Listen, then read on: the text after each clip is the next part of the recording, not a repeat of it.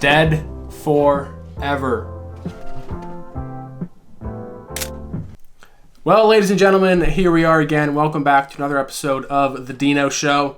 Hope you guys have had a good week so far. I'm sure you can get a sense for what this week's episode will be about. I'm sure many of you saw the sad news that the legendary guitarist, founder of the Grateful Dead, or one of the founders of the Grateful Dead, Bob Weir, has passed away. What a legend, dude. What a legend. And we'll talk more about this later on the show and kind of give you my background of how I got into the Grateful Dead, where it all came from. But yeah, truly wild. Just what a legend. Someone who dedicated his entire life to music, went with the flow, and lived a life that will always be remembered in the music world. What a special person, and what a sad person to leave this earth. 78 years old. Not too old, but it just happened so suddenly. Although he was battling some lung stuff and whatnot, but all in all, truly legend, guitarist, and rest in peace, Bobby Weir. But I'll kind of give you a little background on how I got into the Grateful Dead and how they've impacted my life. Growing up, my dad just constantly would be playing Grateful Dead in the car, and I was too much of a kid to kind of understand the Grateful Dead, what they were about, what their music was like. And as I got older, I progressively got more into their music, and I would hear like Touch of Grey or Fire on the Mountain or Brown Eyed Woman and play that on my own and be like, oh my God, this song reminds me of sitting in my dad's front seat while I'm driving to a lacrosse tournament. And later, and the more I always started listening to them, the more songs I remembered from when my dad was playing them. And really, ever since then, I've just listened to them nonstop. I am lucky enough the two photos that I put on the intro were from when I got to see Dead & Co. One of them was my freshman year in college, and the other one was this past year. I went to see them at the Sphere, which I'll talk about that more later, which was crazy. But there's actually a funny story on my first ever Dead show. So it was my freshman year in college, and I was pledging. It was in the fall of 2021, I'm pretty sure. Some seniors needed a ride to Fiddler's Green to go see Dead & Co. And obviously as a freshman, I couldn't afford to buy those tickets at the moment. So me and my buddy, who both found out we liked the Dead and kind of became friends through that, shout out to Max, we were like, yeah, we'll give you guys a ride to Fiddler's. No problem. Easy pledge task. Check the box. So we got in the car. I drove one car. He drove another car. And when we got there, we were in the parking lot. And I was pretty close with some of the seniors at that point. I can't exactly remember what time of the year we were into pledging, but I was friends with one of them, and one of them came up to me and was like, do you guys just want to come to the show? And I was like, yeah, but I don't have, I don't have a way of buying a ticket or whatnot.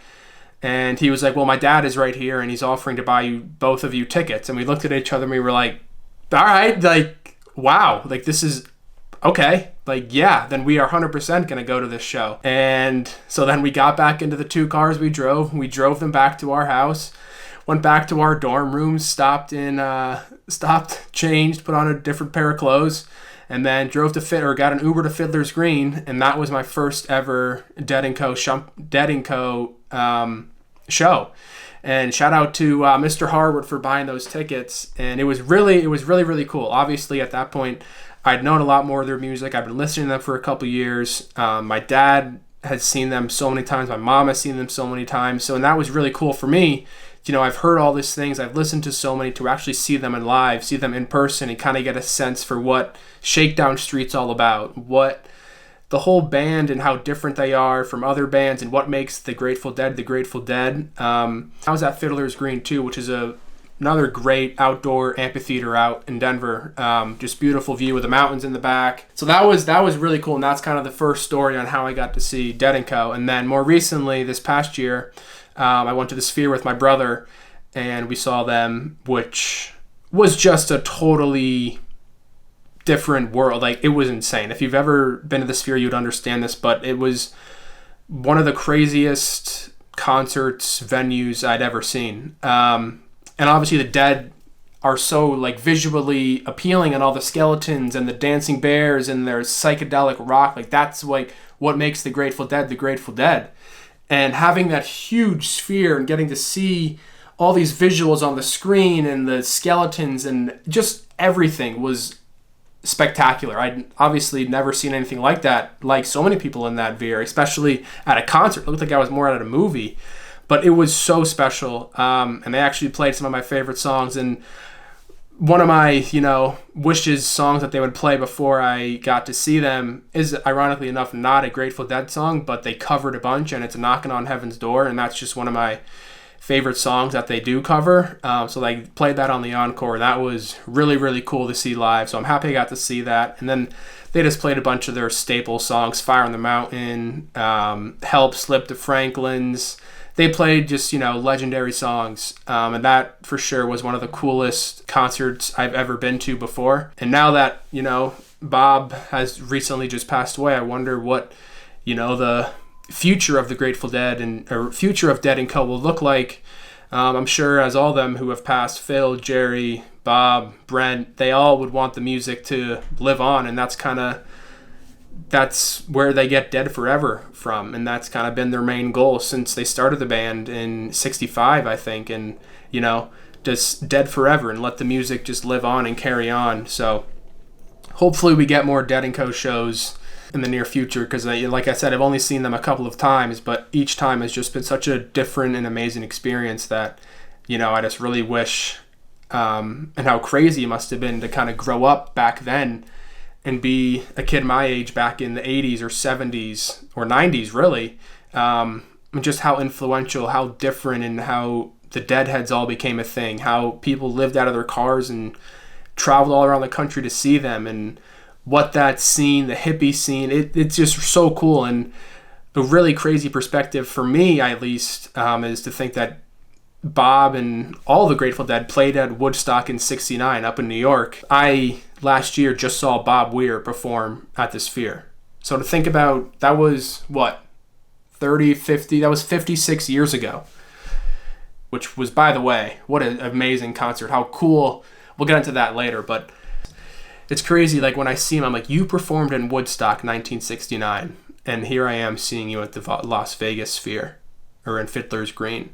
Like, it's just so crazy to think about how long ago that was, and how he's still doing it up there on stage, just being himself. So, yeah, and I mean, I had a bunch of Grateful Dead, I don't know where they are, but a bunch of Grateful Dead posters in my room at school. They've just, had a big influence on my life. Like I said, my dad kind of put the Grateful Dead in front of me when I was a kid, and then ever since then I've just been a huge fan of their music and huge fan of what the people who follow them. It just brings people together in so many different ways. And it's cool how music can do that, and also special how it brings so many people together from all different walks of life. I think it'd be really, really cool to go to like a shakedown street, and interview a bunch of people who are like selling stuff out of their cars. That's where the Sphere poster is from over there that I was showing you earlier. I got that at the Sphere. Beautiful, beautiful acrylic painting, or I think it was acrylic, yeah. But yeah, it'd be really cool to like hear the stories of people who probably saw them in '69 who are still seeing them today. And yeah, it'd be really, really cool to see that and do a documentary, or at least like not even documentary, but just interview and talk to these people who have dedicated their life to the Grateful Dead. One of the reasons why I put Terrapin Station into the intro of the song, although it was not written by Bob, it's just one of my favorite Grateful Dead songs, especially the melody version of it. And in the beginning, the first line, it says, "Let my inspiration flow." And I feel like there's a huge, huge entire message in that. And especially as someone who, is in video and creativity and is always trying to be inspired by other people, it just, for me, it's not about the forcing ideas. It's not about the overthinking. It's, for me, and what I'm trying to be better at is just trusting what wants to come out of me and what makes me feel inspired, and go ahead and create that. Like when I put the GoPro on the door, I just like thought of that idea, and it was like, oh, that would be really cool with the fisheye lens. Like stuff like that where I just need to, be inspired by something and act on that inspiration, because I feel like when you act on being inspired, that's when it becomes most authentic, and that's when it's the most cool, because you're being yourself and you're doing something that inspires you. That's what we're all trying to do, is be inspired and live and inspire others. And I hope through my show, at least, you're inspired to go out and, be someone that is true to who you are, and inspire other people to do the same. And there's another lyric in that song that's some rise, some fall, and some climb. And that kind of reminds me how, there is no universal timeline in this existence of the human experience.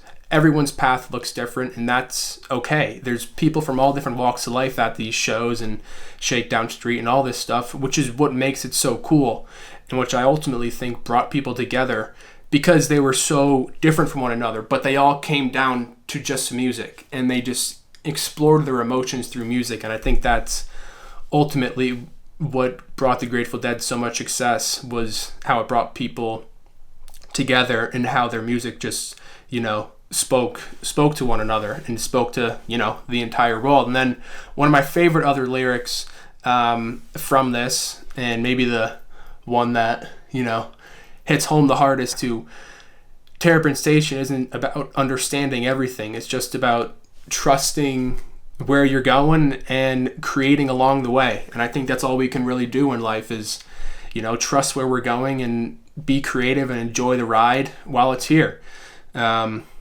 Everyone expects to live until they're 75, 85, 90 years old, but you have no idea really when your time is up and when it's time for you to go to the heavens. You really have no idea. All you really have right now is the future. And like the Bible says, don't worry about tomorrow, for tomorrow will take care of its own worries. Worry about today and right now, and all you really can do is just take everything day by day. But yeah, so that's kind of my whole little inspiration of Terrapin Station and why I wanted to put that song as the intro cover.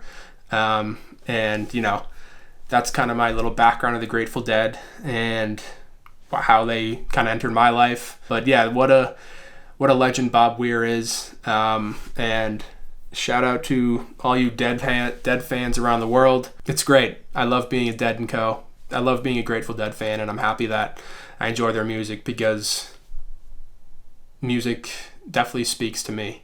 But yeah, that's kind of the background of the Grateful Dead and how I got into them. I hope you learned something, maybe about me or something else. Maybe you're not a Dead & Co. fan, and this was your chance to explore the Grateful Dead's music, and which I hope you do.